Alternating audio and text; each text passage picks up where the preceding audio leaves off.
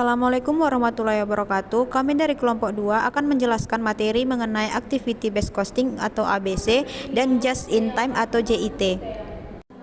Adapun kami yang beranggotakan Anggi Fitria Rizkyani, saya sendiri Anna Ramadhani Bintang, kemudian rekan saya Feby Anggrinda Limunte, Rahmayani dan Viola Christine Brutarigan.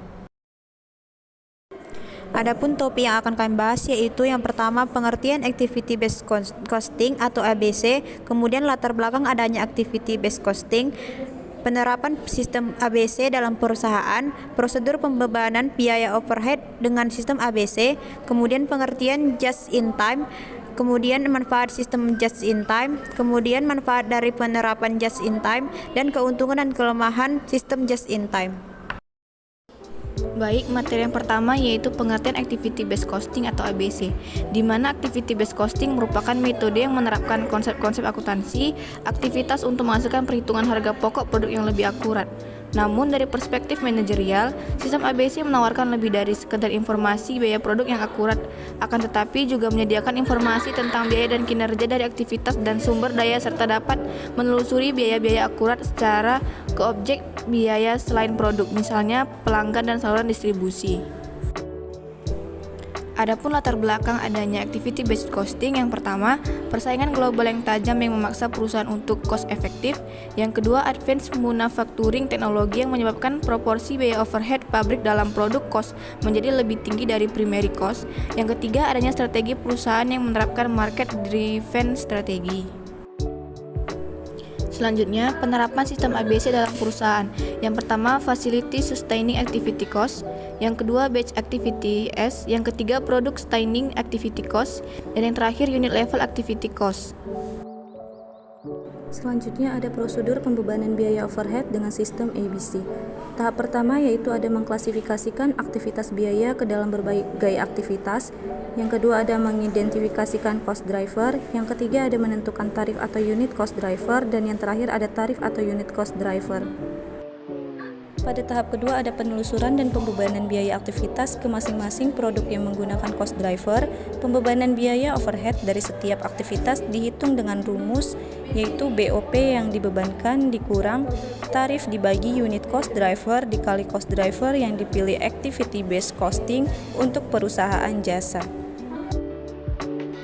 Di sini ada pengertian Just in Time, di mana sistem Just in Time ini merupakan upaya untuk mengurangi dan atau menghilangkan persediaan atau dengan demikian memangkas biaya-biaya. Just in Time ini merupakan suatu keseluruhan filosofi operasi manajemen di mana segenap sumber daya termasuk bahan baku dan suku cadang, personalia, dan fasilitas dipakai sebatas yang dibutuhkan.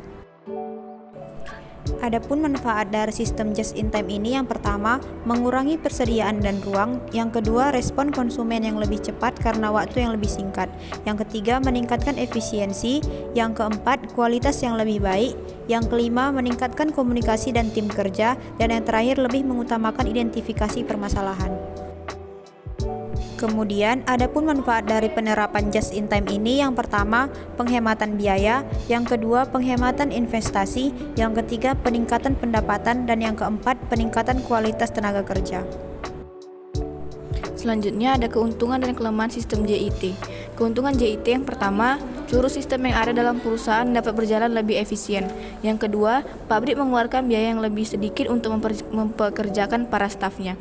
Yang ketiga, barang produksi tidak harus sesuai di CKK, disimpan dan diretur kembali. Yang keempat, kertas kerja dapat lebih simpel. Yang kelima, penghematan yang telah dilakukan dapat digunakan untuk mendapat profit yang lebih tinggi, misalnya dengan mengadakan promosi tambahan. Selanjutnya ada tentang kelemahan JIT. Satu kelemahan sistem JIT adalah tingkatan order ditentukan oleh data permintaan historis. Jika permintaan naik melebihi dari rata-rata perencanaan historis, maka inventory akan habis dan akan mempengaruhi tingkat pelayanan konsumen. Adapun perbedaan sistem JIT dan sistem tradisional yaitu pada Just in Time sistem tarikan, pada tradisional sistem dorongan. Pada Just in Time persediaan tidak signifikan, pada tradisional persediaan signifikan. Pada Just in Time basis pemasok sedikit, pada tradisional basis pemasok banyak. Pada just in time, kontrak jangka panjang dengan pendek. Pada tradisional, kontrak jangka pendek dengan pemasok. Pada just in time, pemanufakturan berstruktur seluler. Pada tradisional, pemanufakturan berstruktur departemen. Pada just in time, karyawan beralih ganda. Pada tradisional, karyawan terspesialisasi. Pada just in time, jasa terdesentralisasi. Pada tradisional, jasa tersentralisasi. Pada just in time, keterlebihan karyawan tinggi. Pada tradisional, keterlebihan karyawan rendah. Pada just in time, gaya manajemen sebagai penyedia fasilitas. Pada tradisional, gaya manajemen sebagai pemberi pemerintah. Di sini kami menarik kesimpulan, activity based costing merupakan suatu sistem akuntansi yang berfokus pada aktivitas-aktivitas yang dilakukan untuk menghasilkan produk dan jasa. Just in time adalah suatu sistem produksi yang dirancang untuk mendapatkan kualitas, menekan biaya, dan mencapai waktu penyerahan seefisien mungkin dengan menghapus seluruh jenis pembonusan yang terdapat dalam proses produksi sehingga perusahaan mampu menyerahkan produknya atau baik barang maupun jasa sesuai kehendak konsumen tepat waktu. Untuk mencapai sasaran dari sistem ini, perusahaan memproduksi hanya sebanyak jumlah yang dibutuhkan atau yang diminta konsumen dan pada saat dibutuhkan sehingga dapat mengurangi biaya pemeliharaan maupun menekankan kemungkinan kerusakan atau kerugian akibat menimbun barang.